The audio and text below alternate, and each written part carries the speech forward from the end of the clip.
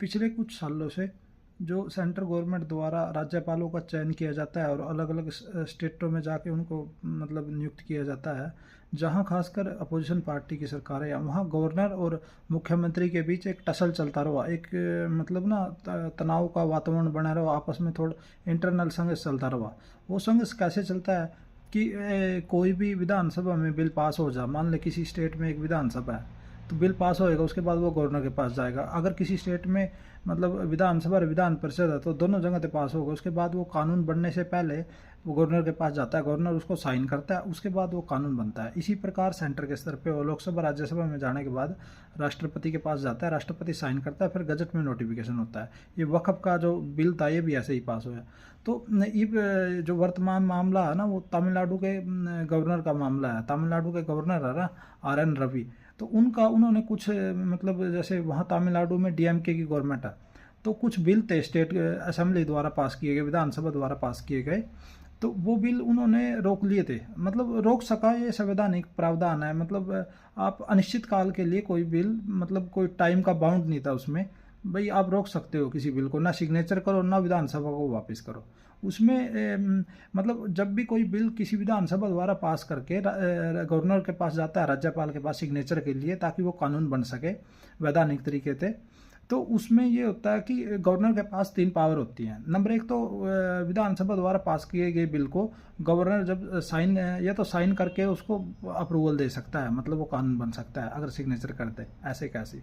साथ में कई बार गवर्नर उसको अपने पास रख सकता है अनिश्चित काल के लिए, जैसे वो तमिलनाडु के गवर्नर कर रहे थे। तीसरा ये है कि उसको वापस विधानसभा को रिकन्सिडरेशन के लिए, पुनर्विचार के लिए, दोबारा पास करने के लिए उसमें ऑब्जेक्शन लगा के या कुछ ऑब्जेक्शन पे कारण पूछ सकता है, भाई ये किस वजह से पास कर रहे, या इसमें ये लूप होल हो सके, ये आगे जाके समझ, उस पर मतलब ओपिनियन मांग सकता है विधानसभा, या विधानसभा को ये कह सकता है भाई इस दिन बदलाव के साथ दोबारा इसको पास करके भेजो मेरे पास। तो उसमें गवर्नर ऐसा एक्सप्लेनेशन ज़्यादातर मांग लेता है गवर्नर। तो ना अगर विधानसभा दोबारा पास करता, फिर गवर्नर को वो उस पर सिग्नेचर करने पड़ते हैं। तो एक और गवर्नर के पास ऑप्शन कि गवर्नर राष्ट्रपति के लिए उसको रख सकता है, मतलब राष्ट्रपति के पास भेज सका उसको, उस बिल को भी राष्ट्रपति उस पर फैसला करेंगे, विचार करेंगे। तो उसमें 4 ऑप्शन रहते हैं। नंबर 1 तो अपने पास सिग्नेचर कर दे सीधा, जो पास किया वो ऐसे कैसे कानून बन जाएगा। नंबर दूसरा, अपने पास अनलिमिटेड टाइम के लिए रख ले, अनिश्चित काल के लिए, कोई समय नहीं है। नंबर तीसरा है कि वापस विधानसभा को भेज दे रिकन्सिडरेशन के लिए, पुनर्विचार के लिए। तो विधानसभा है तो उसको उस बिल को वापस ले ला, या उसको दोबारा पास कर दा, या उसमें बदलाव के साथ पास कर दा, या उसको ऐसे ही ऐसा कैसा पास कर दा। और चौथा है कि उसको राष्ट्रपति के पास भेज दे, राष्ट्रपति के विचार के लिए, राष्ट्रपति चाहे उस पर जो भी फैसला करे। तो ये 4 उसमें गवर्नर के पास। तो उसमें ना सुप्रीम कोर्ट ने टाइम लिमिट लगा दी, भाई आप अपने पास कितने समय तक रख सकता है गवर्नर विधानसभा से पास बिल को, और अगर वापस रिकन्सिडरेशन के लिए विधानसभा के पास पुनर्विचार के लिए भेजना उसका कितना समय, और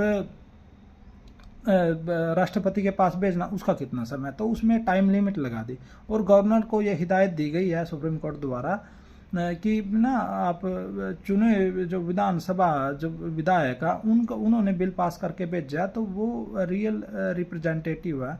अगर वो दोबारा पास करके भेजते हैं तो आपको साइन करने पड़ेंगे।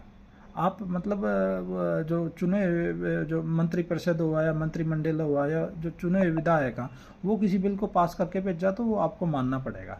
आप उनकी इच्छा के अनुसार चलोगे, आपको विवेकाधीन शक्तियां हैं, आप अपने उससे फैसला कर सकते हो कुछ मामलों में, बट वो बड़ी लिमिटेड है, बड़ी सीमित है। कुछ मामलों में गवर्नर अपने विवेक के आधार पर फैसले कर सका, बट वो जो उनकी शक्तियाँ हैं ना, विवेकाधीन शक्तियाँ, वो बड़ी लिमिटेड है। तो यही उसमें कुछ गाइडलाइन जा रही, मतलब टाइम फ्रेम जोड़ा है सुप्रीम कोर्ट ने उसमें, भाई इतने टाइम में आपको वापस भेजना पड़ेगा, इतने टाइम तक इस पर अगर अपने पास रखना है तो फैसला करना पड़ेगा, इतने टाइम तक राष्ट्रपति के पास भेजना पड़ेगा।